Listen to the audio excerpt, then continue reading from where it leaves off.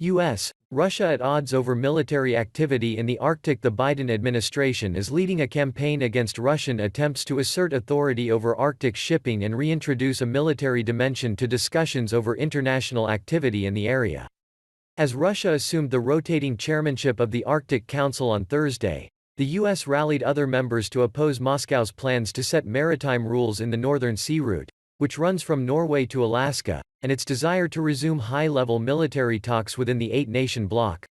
Those talks were suspended in 2014 over Russia's actions in Ukraine.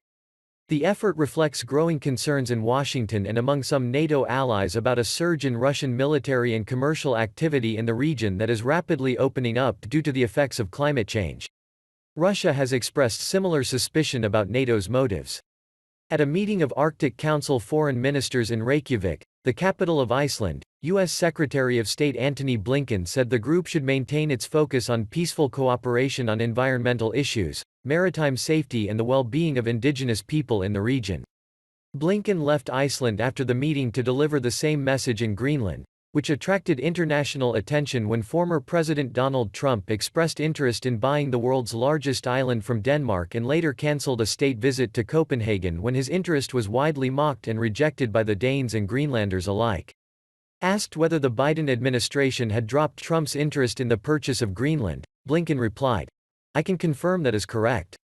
At the same time, Blinken lauded the re-establishment of a U.S. consulate in the Greenlandic capital of Nuuk and said the administration hoped to boost cooperation with Iceland on a variety of fronts starting with climate change.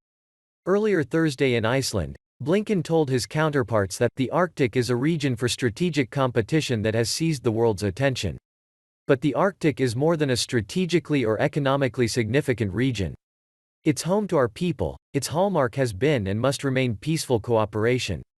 It's our responsibility to protect that peaceful cooperation and to build on it. Blinken stressed the importance of upholding effective governance and the rule of law, to ensure that the Arctic remains a region free of conflict where countries act responsibly. He had previously questioned the legality of the proposed Russian maritime rules and expressed deep reservations about Russia's military activity in the far north.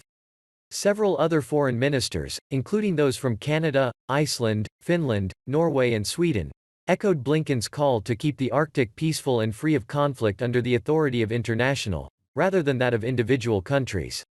Representatives of indigenous Arctic populations urged that their voices be heard. "We are concerned over the level of recent angry and provocative rhetoric," said James Stotts of the Inuit Circumpolar Council. "We do not want to see our homeland turned into a region of competition and conflict." Russian Foreign Minister Sergei Lavrov, who had earlier this week dismissed the U.S. criticism because the Arctic is our territory, our land, questioned NATO's motives in deployments of bombers and submarines to the area. On Thursday, he said resumption of an Arctic Council military dialogue would contribute to stability.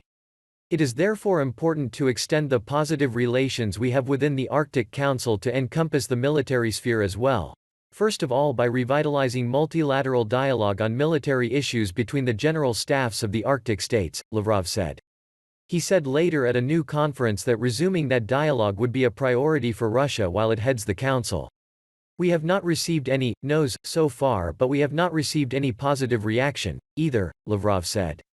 "So we have decided that within the next 3 years we will create the proper conditions so that this particular aspect of common security will once again be part of the work of the Arctic Council." The outgoing council chair, Foreign Minister Gudlaugur Thor Thordarson, of Iceland, did not appear enthusiastic.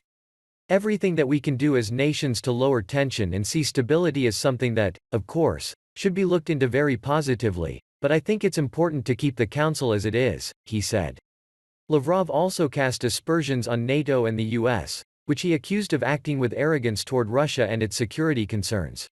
He took particular aim at Norway, which he said was amending its laws on foreign military presence to allow for the constant rotation of military equipment and personnel. "We're especially concerned about what is going on close to our borders, and Norway is indeed a very close neighbor of ours," he said. "We have very good relations with Norway."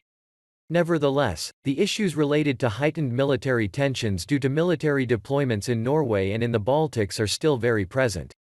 He called the rotational presence a play on words to describe what is actually a permanent presence. This is not the first demonstration of this highbrow approach that our Western colleagues are now taking in the international arena, he said. We are going to undertake necessary measures in order to ensure our security, but our priority and our preference really is dialogue. Lavrov also proposed a summit of Arctic Council leaders to be held at some point during Russia's 2-year chairmanship and said Moscow is keen to foster cooperation. We encourage you to maintain and seek consensus in the Council to continue constructive cooperation, Swedish Foreign Minister Ann Linde told Lavrov.